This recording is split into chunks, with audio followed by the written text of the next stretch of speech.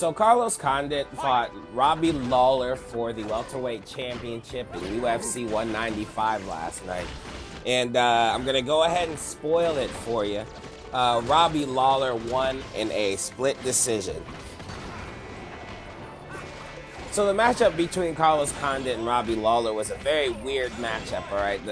Robbie Lawler is like this heavy swinging dude. Like he's like in my mind, I mean, he's a champion, but in my mind, he is like the middle level of fighter in any fighting game that you play.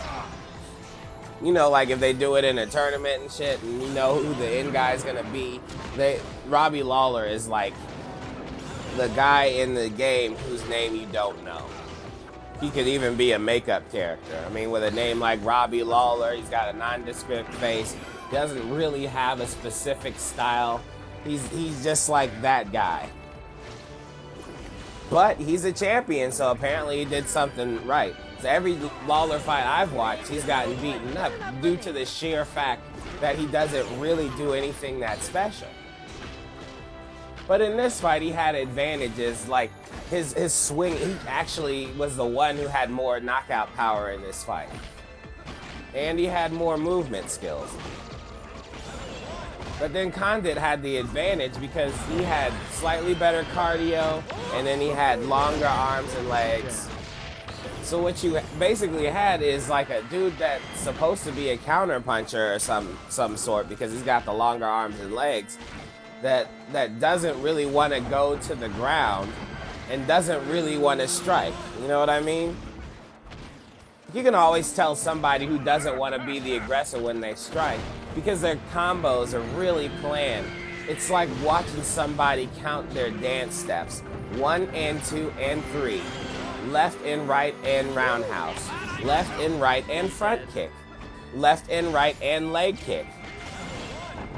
Then out of nowhere, he just throw a high kick just for good measure. You know what I mean?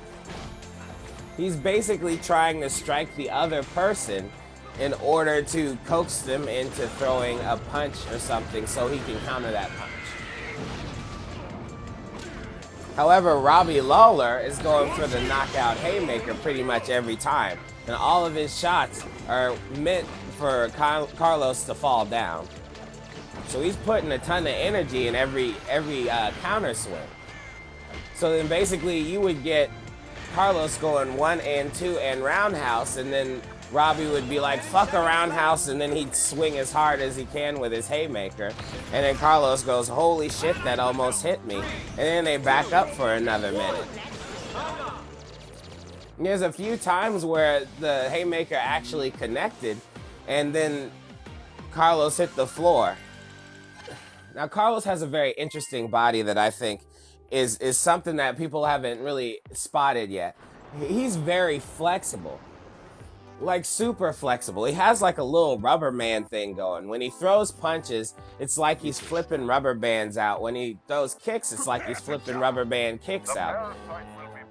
Which, number one, doesn't look like it's hitting Robbie that hard. Like, Robbie was absorbing an enormous amount of punches, and it didn't seem to affect him.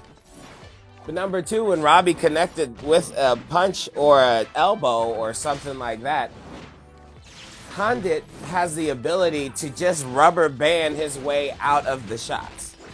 You know what I mean? Like, if somebody were to hit you or me specifically, I'm a big dude, and I can't roll with the punches that much. I have to absorb the punches because I'm so big. But a dude like Condit, when you hit him, he can kind of lean back with the hit. Anywhere you hit him. If you try to hit him in the stomach, he can just pull his stomach back. If you try to hit him in the face, he can just whip his face back. I mean, his body is so loose. It's just like punching a pillow. It's just a lot of give. You can't quite hit through somebody who falls with your punches. You know what I mean? So whenever Lawler would connect with a punch, Condit would somehow dissipate it with going in the direction of the shot he was going to get hit. It's very weird. It's a natural ability that he has to do that. So then in the fourth round, it was a tough one because me and all the homeboys I hung with were split on this one. Some people thought Condit was up, 3-1. Some people thought that Robbie was up 3-1. Some people thought that it was even 2-2 going into the 5th. And I don't know if Condit went back to his corner and said, "What do you think?" And then they said, "Yeah, we got you 3-1. But that shit is bullshit, man. You gotta fucking beat the fucking champion. Just because you hit somebody with more hits doesn't mean that you're a better fighter that you should win. It's like if Carlos Condit had a bag full of UFC gloves and the whole time he just threw them at Robbie Lawler without actually punching him or hitting him. He just picked up the gloves and he threw them at Robbie Lawler over and over again. And Robbie Lawler had to just take gloves to the face all the time. That's basically what it was like when he was actually fighting Lawler. He didn't look like he was being the aggressor. He looked like he was being very calculated and gathering points. If you're a fucking born fighter, what the hell is up with this points grabbing shit, man? You don't lightly spar somebody and then expect to win on cards.